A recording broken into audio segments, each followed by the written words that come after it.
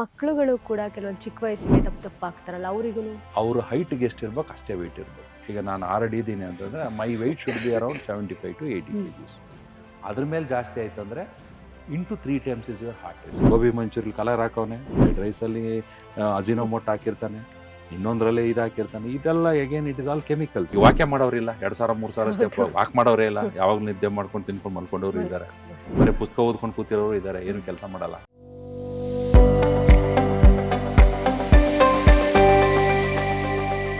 ನಮ್ಮ ಹೃದಯವನ್ನ ಆರೋಗ್ಯವಾಗಿ ನಾವು ಇಟ್ಕೊಳ್ಬೇಕು ಅಂತಿದ್ರೆ ನಾವು ಯಾವ ರೀತಿ ಇರಬೇಕು, ನಾವು ತಗೊಳ್ಳುವಂತಹ ಫುಡ್ಡು ಯಾವ ರೀತಿ ಇರಬೇಕು?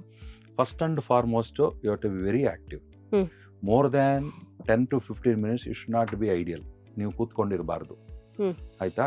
You should not strain your eyes, you should not ನೀವು ಡೈಲಿ ಅಮೇರಿಕನ್ ಹಾರ್ಟ್ ಅಸೋಸಿಯೇಷನ್ ಹೇಳ್ದಂಗೆ 10,000 ಸ್ಟೆಪ್ಪು ಡೈಲಿ ವಾಕ್ ಮಾಡಬೇಕು. ನೀರು ಚೆನ್ನಾಗಿ ಕುಡಿಬೇಕು. No bad habit. Smoking is highly dangerous for the heart attack. Smoking, so you should leave the smoking. Yoga, ಮೆಡಿಟೇಷನ್ನು, ನಿದ್ದೆ 8 hours ನಿದ್ದೆ ಮಾಡಬೇಕು. Ideal body weight ಇರಬೇಕು.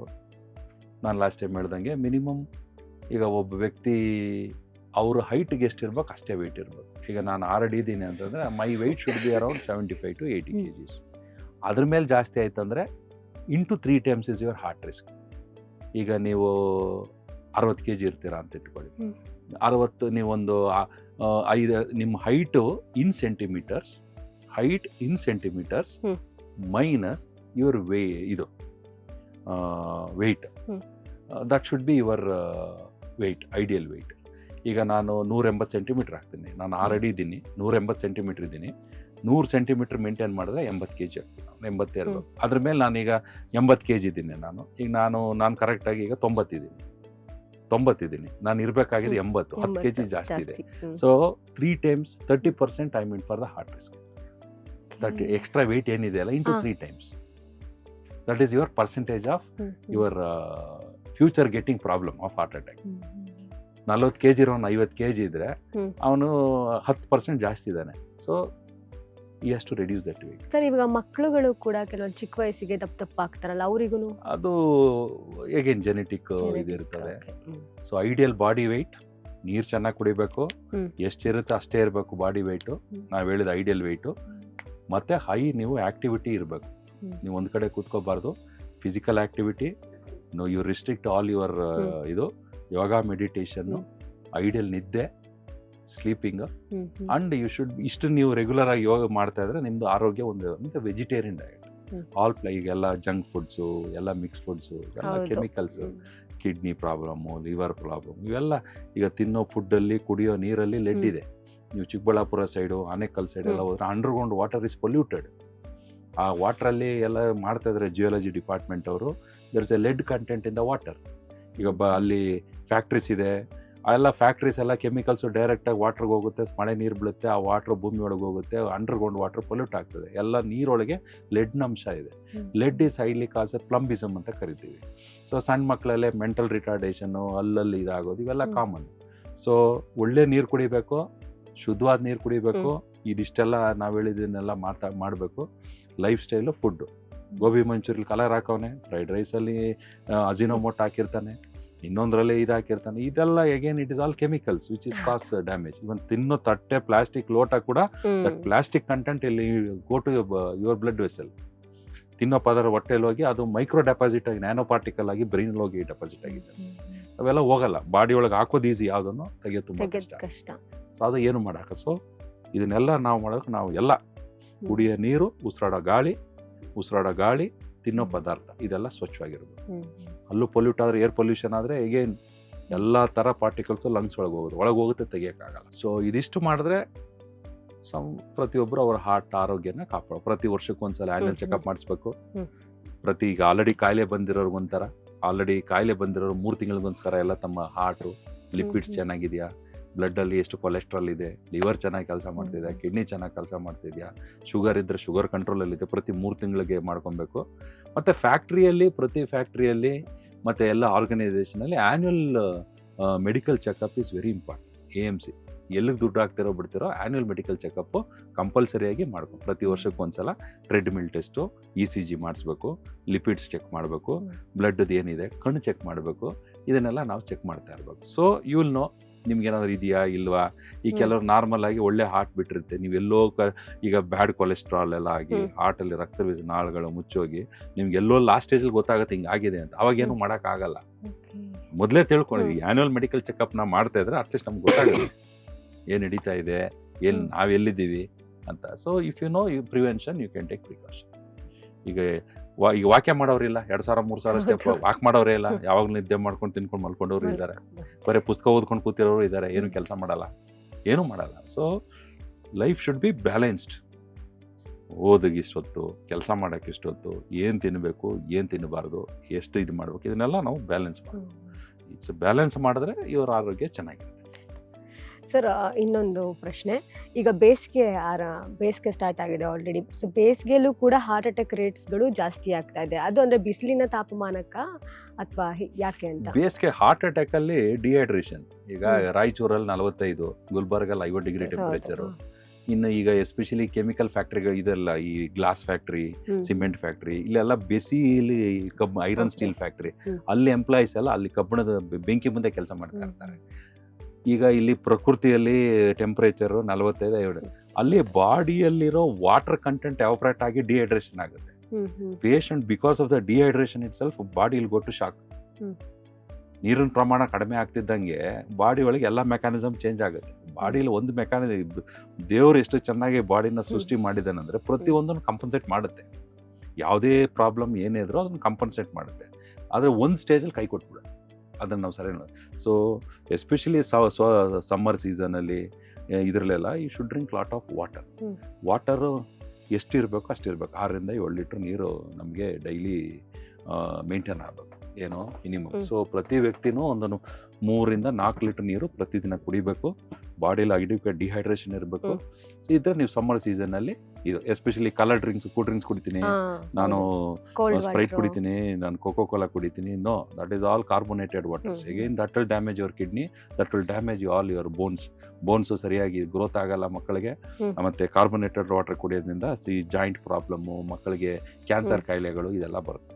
ಮಜ್ಜಿಗೆ, ಎಳ್ನೀರು, ಜ್ಯೂಸು, ನೀರು, ಸೊ ಇಷ್ಟನ್ನ ಸಮ್ಮರ್ ಸೀಸನಲ್ಲಿ ಕೊಡಬೇಕು. ಸೊ ನೀನು ಗುಡ್ ಹೈಡ್ರೇಷನ್ ಮಾಡಿದ್ರೆ ಯು ಕ್ಯಾನ್ ಪ್ರಿವೆಂಟ್ ಇದು. ಹಾರ್ಟ್ ಅಟ್ಯಾಕ್ಗೂ ಅನ್ನೋದು ಕಾನ್ಸೆಪ್ಟು ಇಲ್ಲ ಸಮ್ಮರ್ ಸೀಸನ್.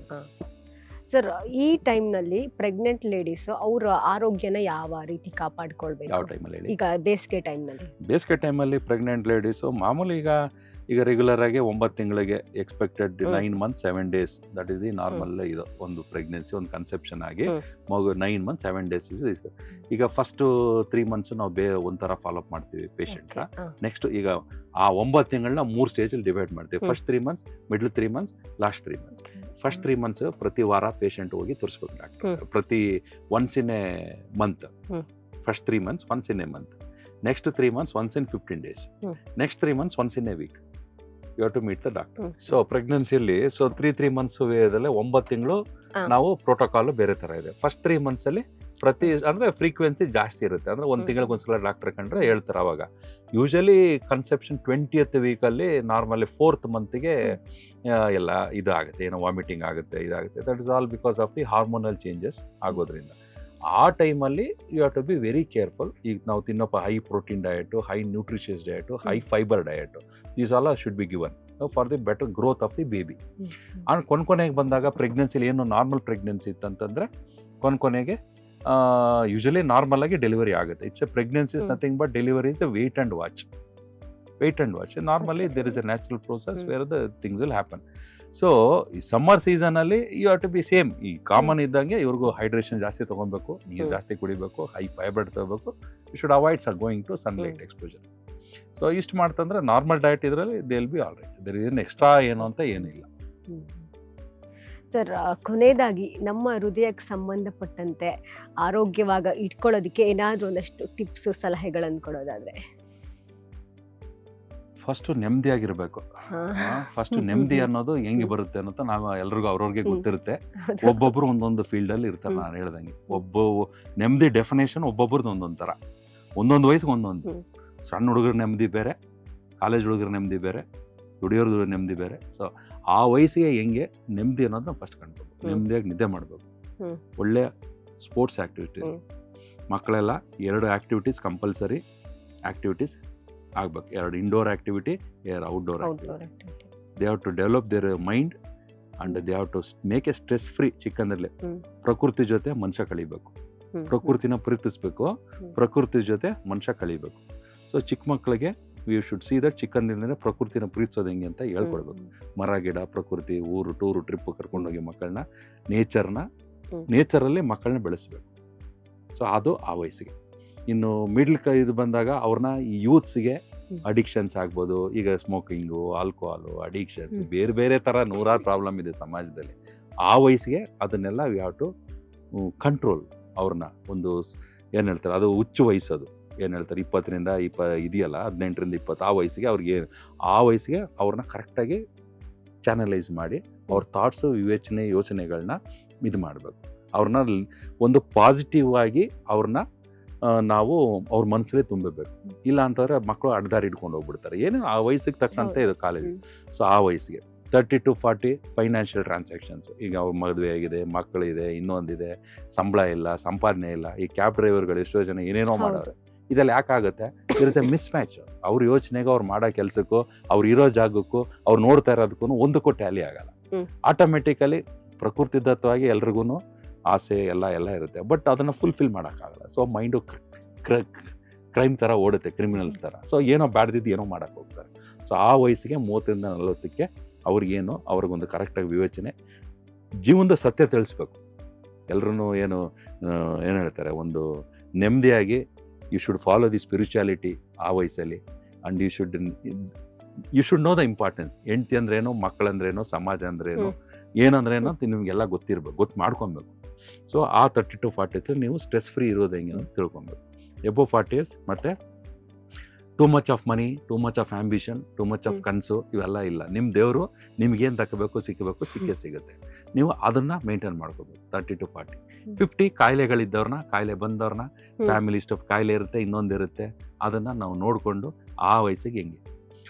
ಈಗ ಫಾರಿನಲ್ಲಿ ಮಾಡ್ದಂಗೆ ಆರೋಗ್ಯಕ್ಕಿಷ್ಟು, ಏನು ನಮ್ಮ ಟೂರ್ ಪ್ಲ್ಯಾನ್ಗಿಷ್ಟು, ಎಜುಕೇಷನ್ಗಿಷ್ಟು, ಮದುವೆಗಿಷ್ಟು, it's everything is planned. So ಮನೇಲಿ ಹಿರಿಯರಾದವರು ಇದನ್ನು ಕ್ಲೀನಾಗಿ ಪ್ಲ್ಯಾನ್ ಮಾಡಬೇಕು. ಮಕ್ಕಳಿಗೆ ಹೇಳ್ಕೊಡ್ಬೇಕು ಚಿಕ್ಕಂದಿನಲ್ಲೇ ಯಾವಾಗೆ ಹೆಂಗೆ. ಸೊ ಈ ಪ್ಲ್ಯಾನಿಂಗ್ ಮಾಡಿದಾಗ ನಿಮ್ಮ ಲೈಫಲ್ಲಿ ಜಾಸ್ತಿ ಏಳು ಬೀಳುಗಳಾಗಲ್ಲ. ನೀವು ನೆಮ್ಮದಿಯಾಗಿರ್ತೀರಾ.